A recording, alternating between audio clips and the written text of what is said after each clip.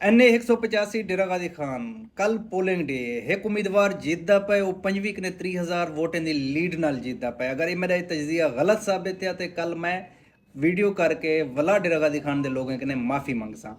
दो उम्मीदवार हैं, सरदार महमूद कादिर खान लिगारी, सरदार दोस्त मोहम्मद खान खोसा। इन्हें दोहें के दरमियान टफ कंपटीशन है। सरदार महमूद कादिर लिगारी नाल सरकारी मशीनरी है, उनके नाल वजीर हैं, मुशीर हैं, जेरे उनके कंपेन को घिन के टुरदे पैन।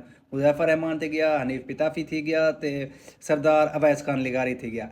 दूजी साइड ते सरदार दोस्त मोहम्मद खोसा है, जिंदे नाल स्ट्रीट पावर है, जिंदे नाल नौजवान PTI का वोटर जिंदे नाल है, जिंदा कंपेन इफेक्टिव भाई बनिस्बत सरदार महमूद कादिर खान लिगारी दे लोग उनकी तरफ ज़्यादा दे पे हैं। क्योंकि देखो इन टाइम जरा स्ट्रीट पावर है दो जमातें कने सिर्फ PTI कने बिया एक मजहबी सियासी जमात जो को हुणे कुछ दी वारा पहले कोट पाए। अच्छा ये दो जरे हैं ना, ये दो हैं ये जरा मजहबी सियासी जमात है वो मुस्लिम लीग नून को वोट कदा ही कहना देसी, ये एक अटल हकीकत है। दूजी साइड ते PTI का वर्कर है वो भी मुस्लिम लीग नून को वोट कहना देसी। क्योंकि जरा 92,000 वोट है वो जरताज गुल कीता है, तो चौथे नंबर पर जरा है वो मजहबी सियासी जमात है 2023 के इलैक्शन में।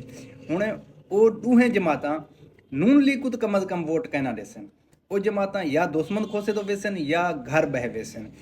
ज़्यादातर चांसेस ये हो कि वो दुश्मन खोसे तो वेसन। और वो सारा नौजवान वोटर है जरा हर सूरत पोलिंग स्टेशन तक वेसी उनका कोई मफाद जो ना इन नाल कहनी ना कहीं सियासतदान नाल कहनी वो मुल्क के खातिर काम करते पैन। अच्छा PTI के जो लोग हैं वो एक दफ़ा वोटर है ना जरा नौजवान वो एक दफ़ा फैसला कर गिंदे मैं फिलाने बंदे को सपोर्ट करना तो वल वो कहीं नहीं सुनता ना। उन्होंने सामने इमरान खान भी आ वजे।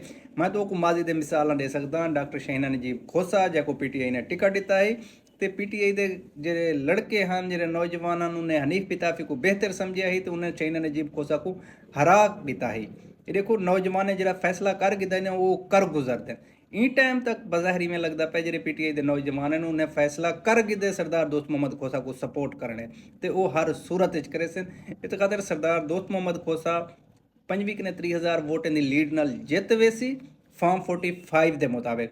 फॉर्म 47 में क्या थे मैं को पता कह नहीं ना वो आवाम के सामने आवे सी। लिहाजा ये तजजिया है अगर गलत साबित है तो मैं कल आके माफ़ी मंगसा।